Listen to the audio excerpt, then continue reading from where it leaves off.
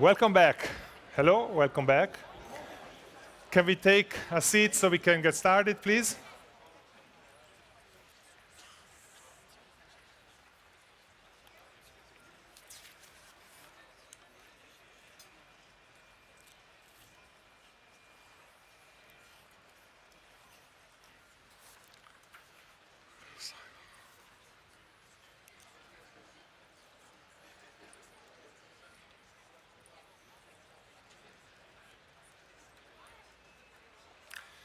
Thank you. Welcome back to you here in the audience and to those who are watching online. This is the second session devoted to sustainability and responsibility regarding precious materials in the watchmaking industry, gold, stones, diamonds in particular. Both sessions are organized by the team at the Fondation de l'Horlogerie that works on CSR. And focuses on supporting the creation of responsible practices across the industry. We had an hour ago, roughly, a session devoted mostly to diamonds. In this session, we're going to talk mostly about gold. Now, Switzerland is one of the world centers when it comes to gold. The country imports something like 2,500 tons of gold every year, which is kind of half of the global gold supply. And that's because Switzerland is home to 4 of the top 7 gold refiners in the world, and 2 of them are going to be represented in today's panel.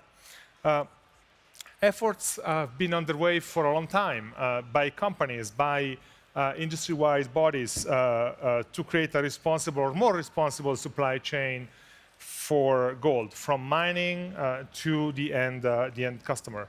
And in Switzerland, the sector is covered by very specific laws. But the operators, of course, also adhere to global standards and frameworks. For example, the Responsible Gold Guidance and the certification of the Responsible Jewelry Council, which was represented in the previous panel. Now, as I've mentioned before in the other session, recent reports have given poor grades to many brands concerning their approach not only to environmental good practices, but also to the respect of human rights in general and other aspects. WWF, in a recent report, said that many Swiss watch brands are latecomers, there's a quote, or non-transparent, and so. And we have probably all read more news about similar reports and analyses. There is an issue with some of them and the reliability of some of them because many are based on publicly available information, not on real engagement with the company. But let's take them as good indicators in any way. So to give a structure to this discussion, we want to simplify a bit things and basically use the structure of the market, which can roughly be divided in 3 sectors. You have gold that's extracted in large-scale industrial mining operations. You have gold that comes from artisanal and small-scale miners. And then we have recycled gold. So we're going to have the first 3 guests in our session talking about these 3 sectors. And then we will hear the point of view of a group of brands that operate downstream from them at the end of the supply chain, serving the final client. 4 short talks, laying the scene, and then a discussion with our 4 guests and questions from you.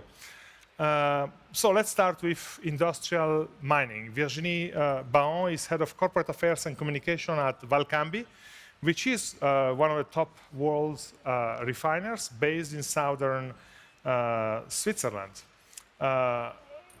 I should add that while she's focusing on industrial mined gold here for her talk, Valcambi, of course, operates all across the spectrum.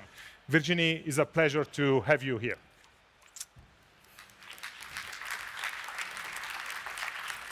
Thank you. Welcome. Thank you very much, Bruno. Please. Good afternoon, everybody. It's a real privilege to be here today. Sustainability expectations are very clear. As buyers of precious metals, you expect that these have been responsibly mined, sourced, and refined. So how do we give you the confidence that this is the case? For us, this is about two things: due diligence and traceability. So let's look at due diligence.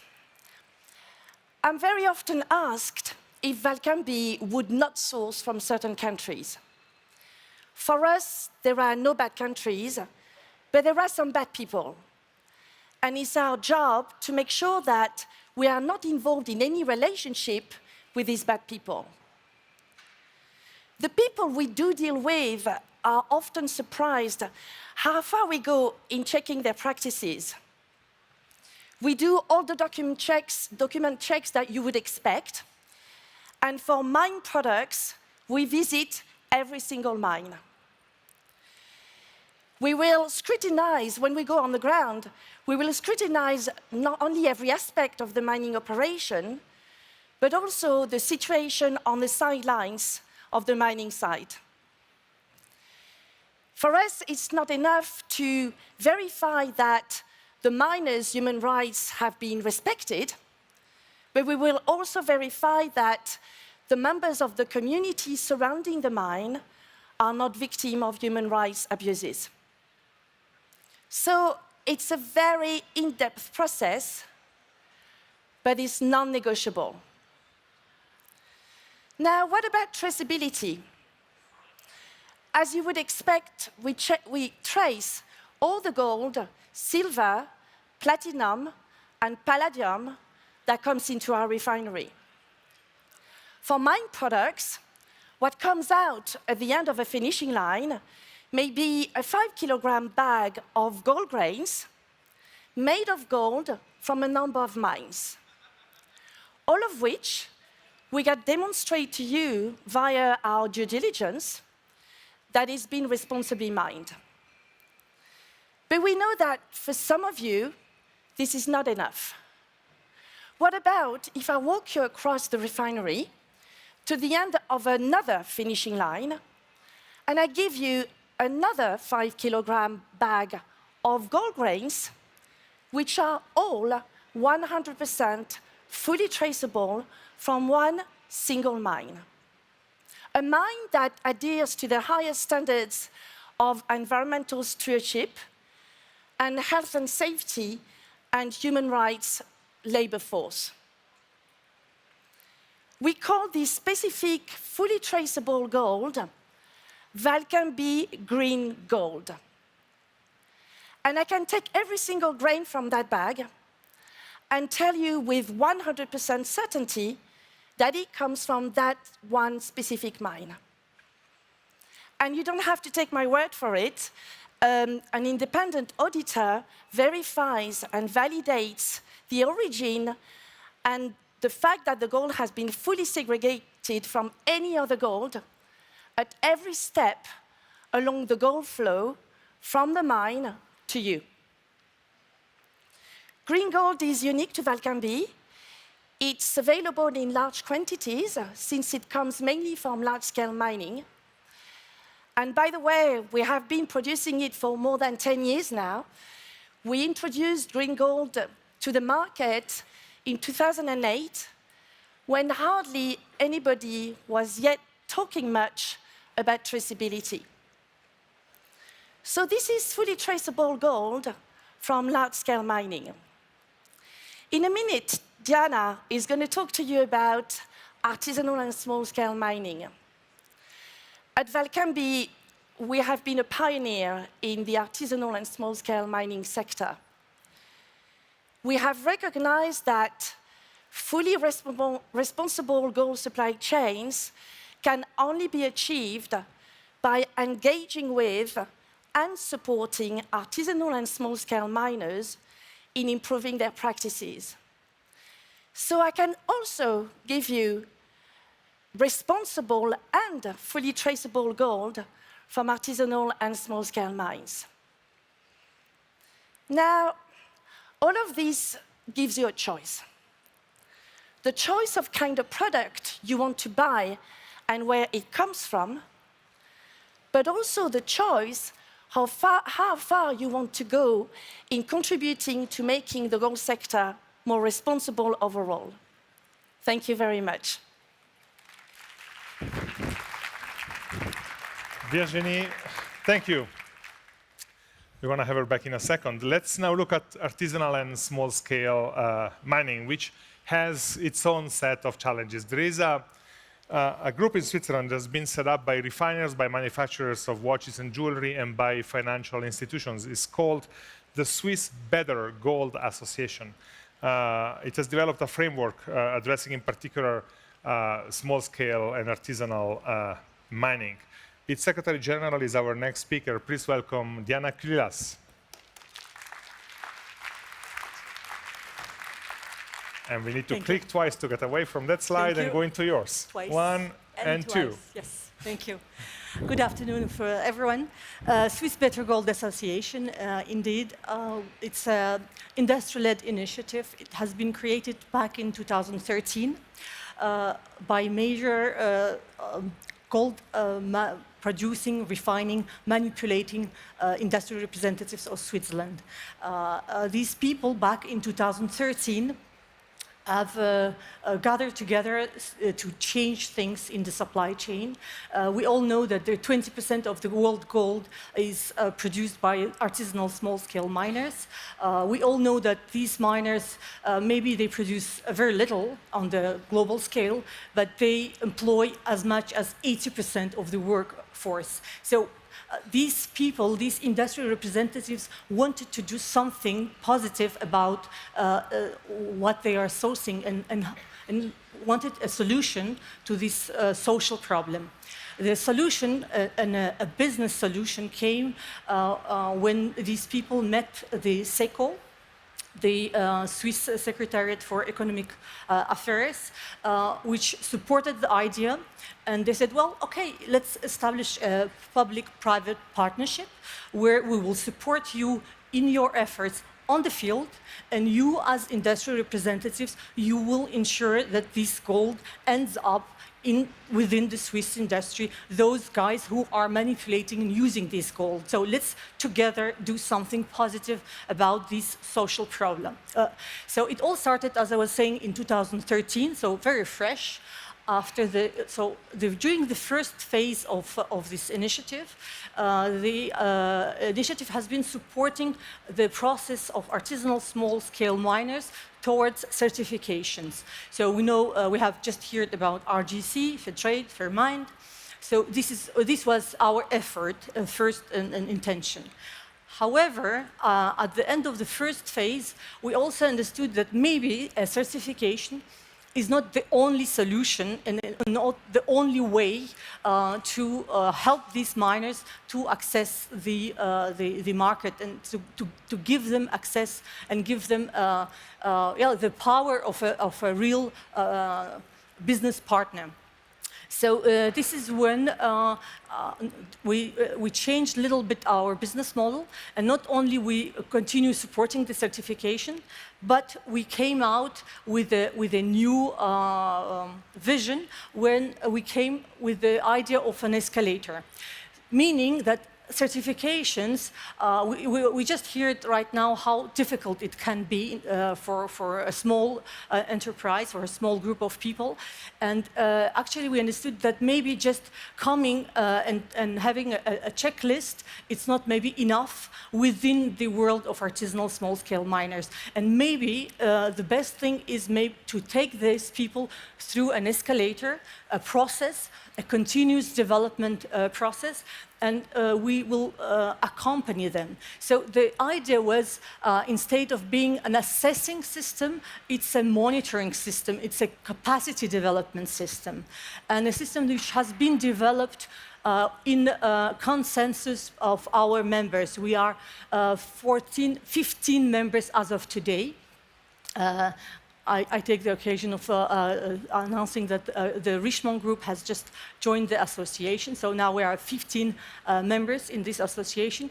So, and when we developed this continuous escalator, our members, they said, oh, yes, for our sourcing strategy, if these mines comply with this and this and this criteria, we are ready to source. We are ready to purchase this gold.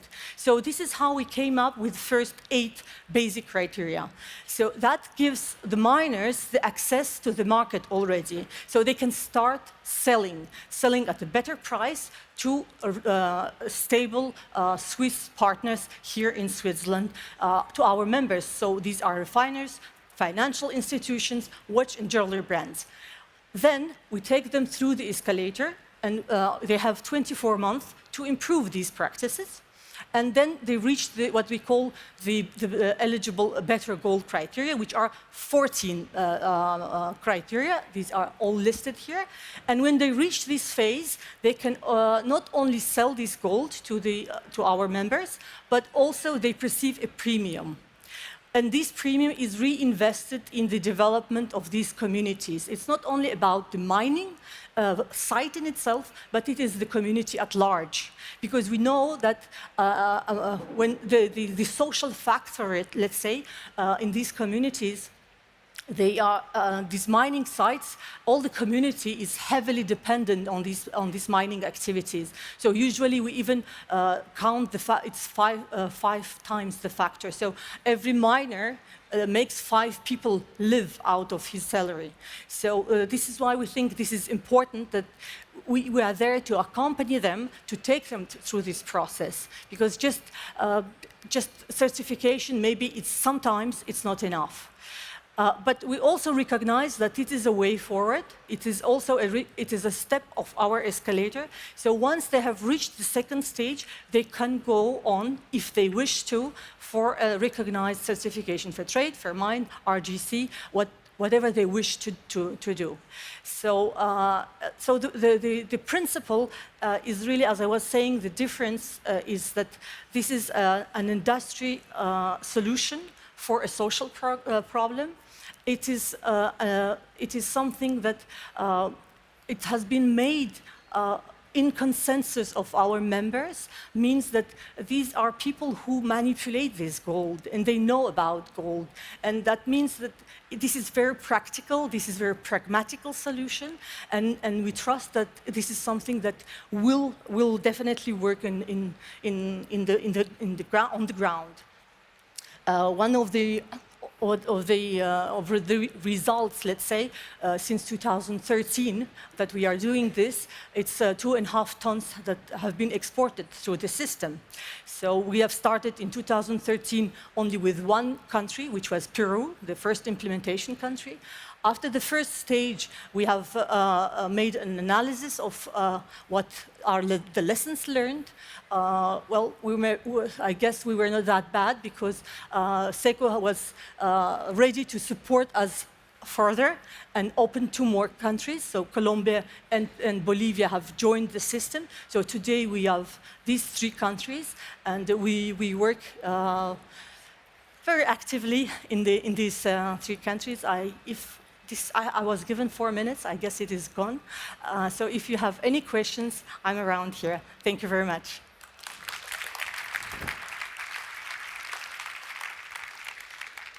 And can we just go to the name slide? So about 1/4 of the global gold supply is actually recycled gold. And it seems to be increasingly preferred, particularly because, of course, it has a lower environmental impact. Our next guest, Elan Farbiarz, is Senior VP of Business Development at another leading Swiss refiner, PAMP, which is also based in southern Switzerland. And like Valcambi, they also work across the spectrum, but I asked him to focus for this short talk on recycled gold specifically. Elan, the stage is yours. Welcome. Hi. Okay. All right. So 2 years ago, my wife and I, we were celebrating our 10-year anniversary. And on our 10th anniversary, you're supposed to buy jewelry. So I went online and I started looking around for brands and looking what I should purchase.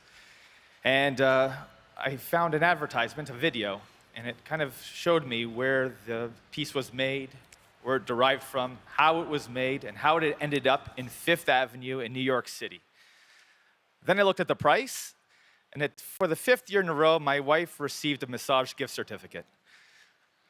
However, what has learned us that the take-home message was that people like myself, a millennial, is more interested in where our material is coming from. We want to know where the basis is from. And so the last few years, I've been talking to a lot of jewelry manufacturers. And these jewelry manufacturers, they, like most people, have been deciding what they should be purchasing. And for most of them, they've been wanting to get recycled gold. So what is recycled gold? Recycled gold comes from electronics, jewelry, or industrial scrap. And so the benefits of recycled gold and why we want it is, one, it's environmentally more friendly. I mean, that's just obvious. Mining gold or low processed ore is going to have a larger carbon footprint on our society, whereas jewelry being refined is much smaller. Two, it's brand protection. Material is absolutely benign, meaning that you can't trace it back to another mine or a company or entity.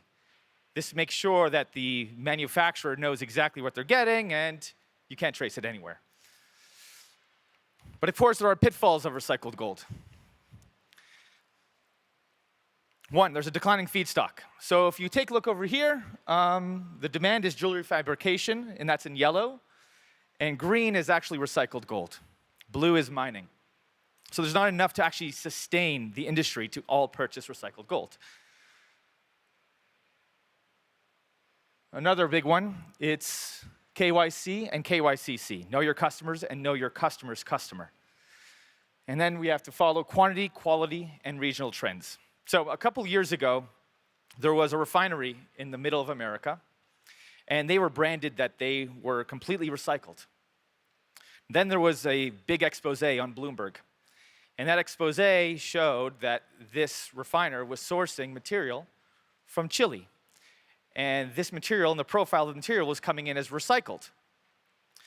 This article went further along, and they noticed that there was a huge trend. That this material wasn't recycled. It was listed as maple leafs and high-grade jewelry. But this material was actually smuggled material coming from Peru into Chile and being imported to the United States.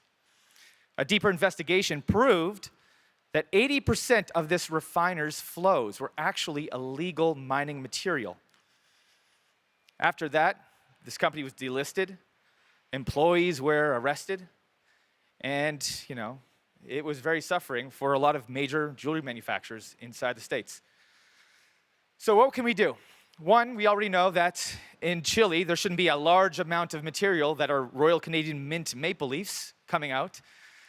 There's not a lot of high-grade jewelry being refined constantly out of Chile. We need to know exactly where our material is, what it is, and what the analysis should be. I know with my manufacturers or some of my recyclers, they're consistent feedstocks. You know every single week what that material will actually be.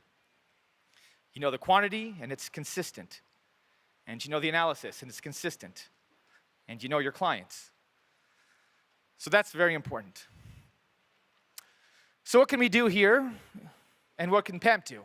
Well, I can tell you what PAMP is doing right now, and I think what it's important that every single manufacturer should do. You need to understand exactly what a refiner does, and if they're refining it correctly. So understanding what we do. So what we do is we do batch refining and segregation. So at PAMP, we have two ways where we can actually batch refine and segregate. We have an acidless refining system, and we have a chemically refined system. This can actually, you can actually watch it, and you can have it audited. You can see every step of the way, and to ensure that every tentacle of that refinery is touched and watched. What we are also doing is adding a blockchain, and we've actually started rolling it out. And if you see me later on, I can actually walk you through it. It's on an app on a phone, and I think you'll be pretty amazed. So at the end of the day, what we can do is, and what we can learn, is that the most important thing is to understand what we're doing as a manufacturer, as a refiner, to make sure that we're doing things correctly, And it's not for me to tell you exactly how you should choose the material you're sourcing from, whether it's mining, recycled. The most important thing is that it's responsible, it's transparent, and it's completely traceable. Thanks so much.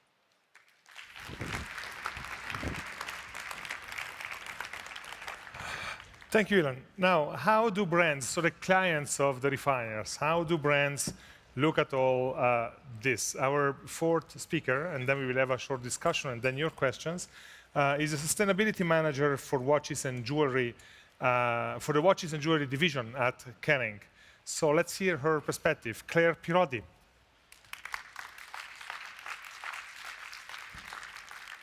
Welcome. Stage is yours. Good afternoon. So Kering is a luxury group well known for its fashion brands like Gucci or Balenciaga. But we also own 4 jewelry brands and 2 watchmakers, which are present on the salon today, Ulysse Nardin and Girard Perregaux. At Kering, we've been working on sustainability for over 15 years now. And since 3 years ago, we launched a 10 years sustainability strategy that will take us to 2025. And one very key pillar of this sustainability strategy is directly linked to the environmental impact of our products and of the raw materials that make our product. We made calculations based on a deep life cycle analysis, and we learned that over 80% of the environmental impact of a jewelry piece or of a watch is directly linked to the extraction of the precious materials contained in it. So, to focus on gold, we learned that a kilo of gold is 50,000 times more impactful than a kilo of steel. Why is that? Why such a big difference? First, scarcity. You have to move a lot more rocks to find a gram of gold. And the use of hazardous chemicals like mercury and cyanide. And we learned a lot by traveling ourselves on mine sites. And what you can see behind me is a picture of taken during one of our field trips. So it shows you the type of impact that we are dealing with. So it's good to travel and to make calculations, but we have to translate this into policies. Kering published standards on raw materials and processes. It's open sourced, it's on Kering website, and we defined what is responsible gold in our gold standard. We based it on the definition of RJC chain of custody recycled gold that was mentioned in previous presentations. But we did not stop there. We decided to complement this with artisanal and small-scale mined gold from fair mined, fair trade, and other small mines that we verify ourselves and that we can trace fully to its origin.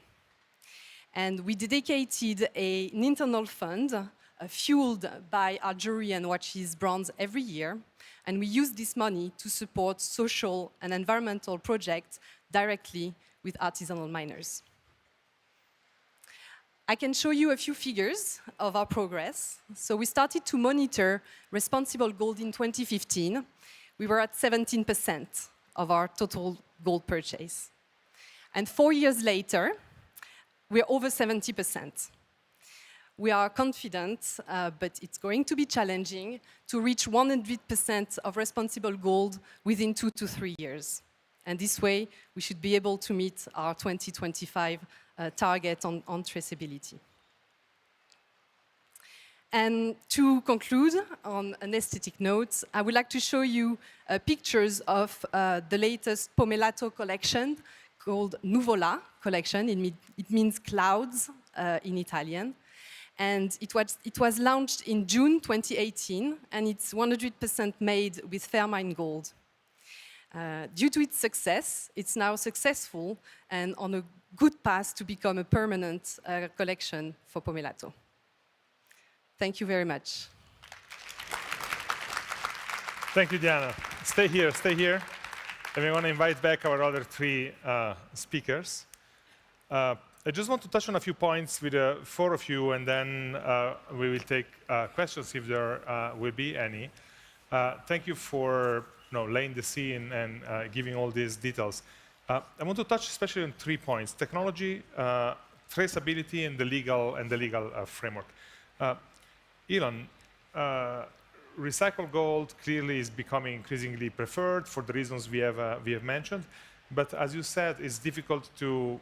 You gave the Chile example, but it's difficult to really identify and know what it is. And one issue you didn't touch upon is the issue of laundering, the gold equivalent of money laundering, right?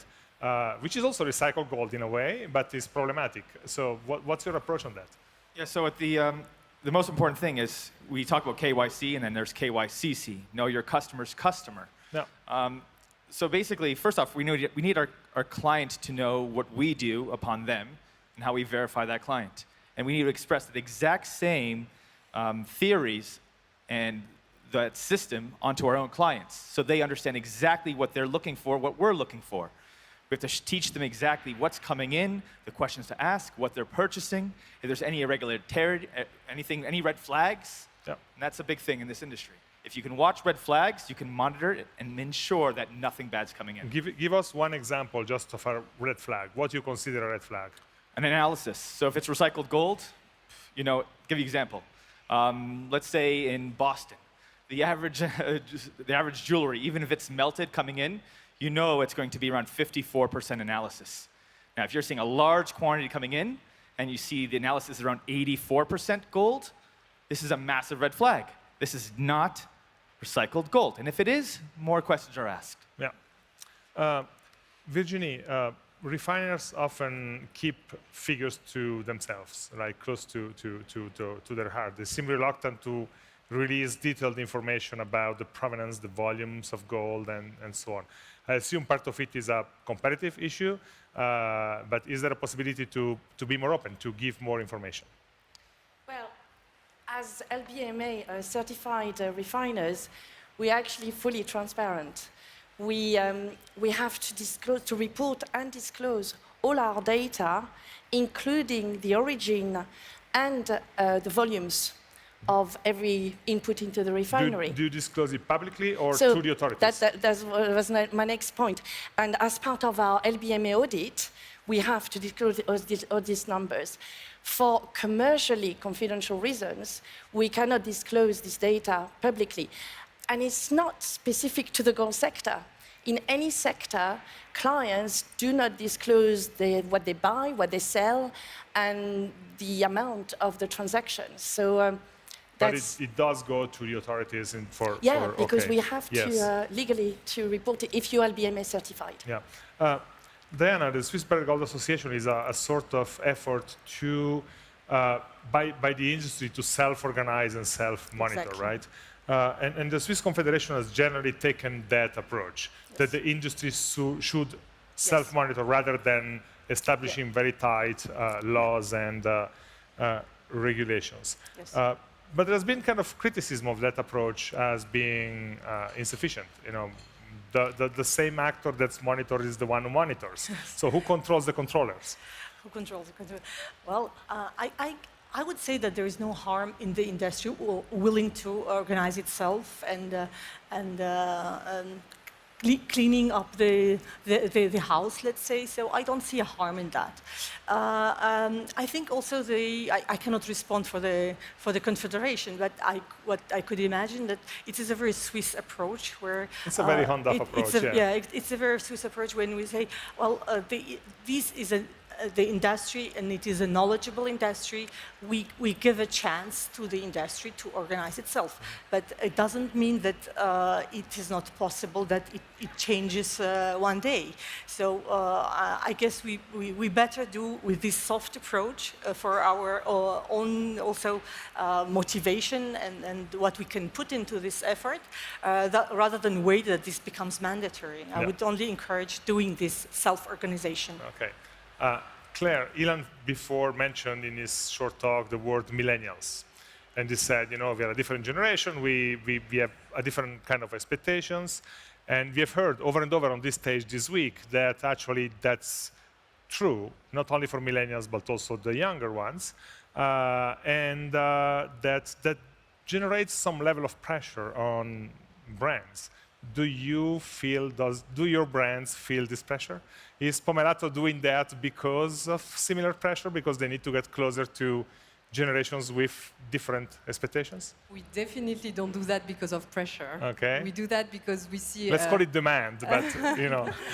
We see a general growing interest for sustainability aspects in jewelry and watches.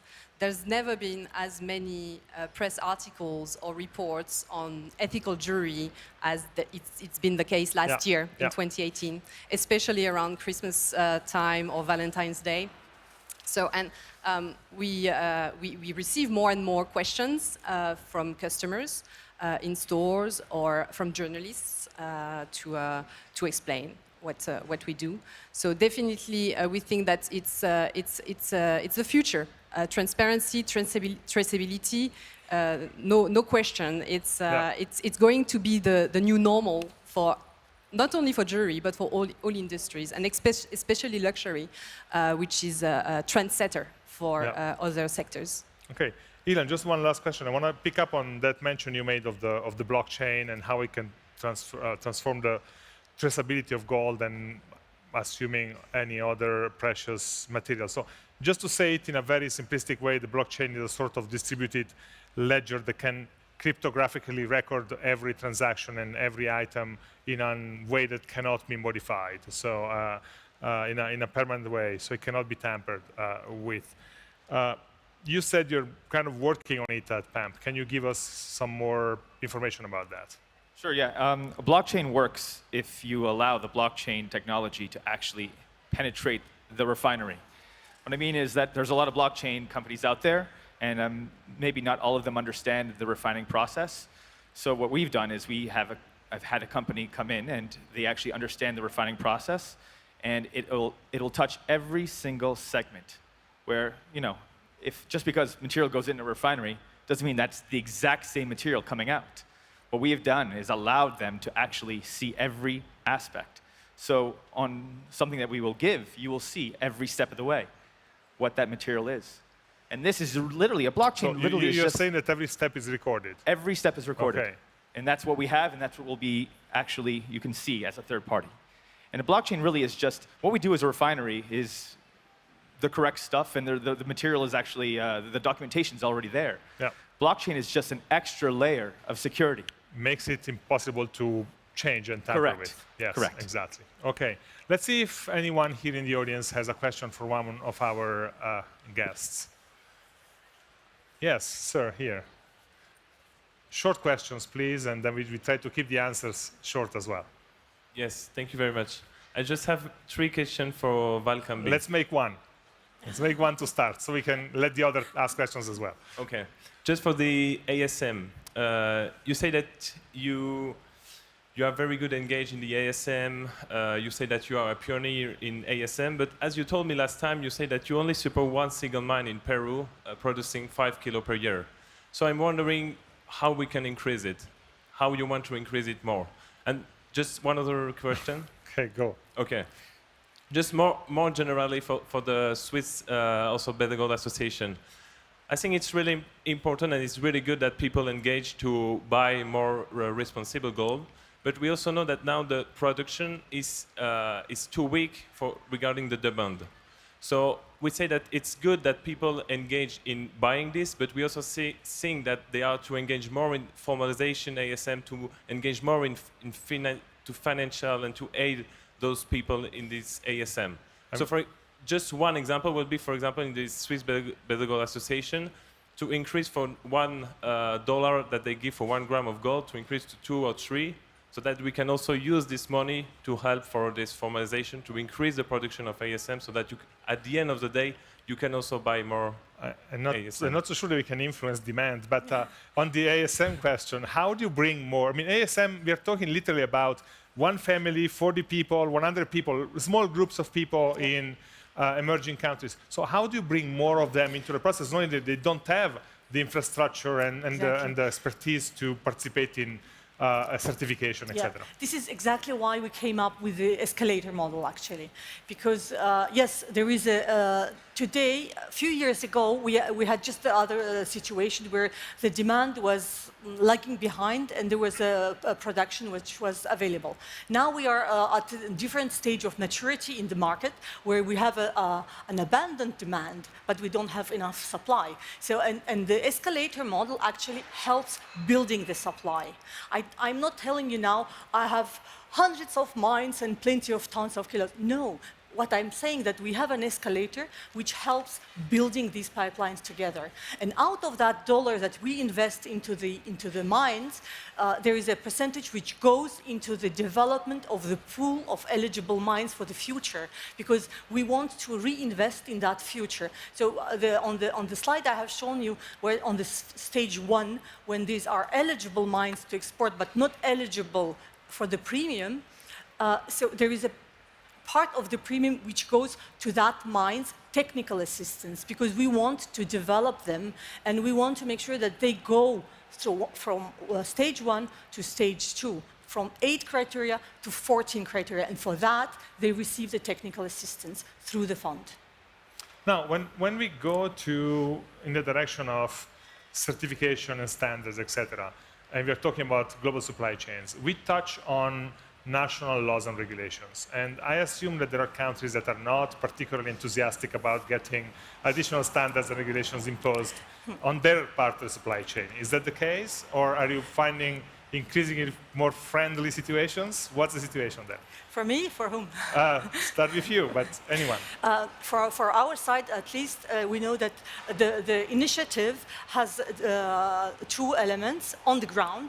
There's the one which is the technical assistance to the miners, and the second one, which is a very important one, and we really thank the Confederation for helping to us in this, it's the country dialogues. Yeah. Because, yes, we do have very high-level dialogues with the relevant authorities, mining ministries, environmental ministries, where we can also put a little pressure on. Do you get help from the Swiss government for that? We do, yes. Okay.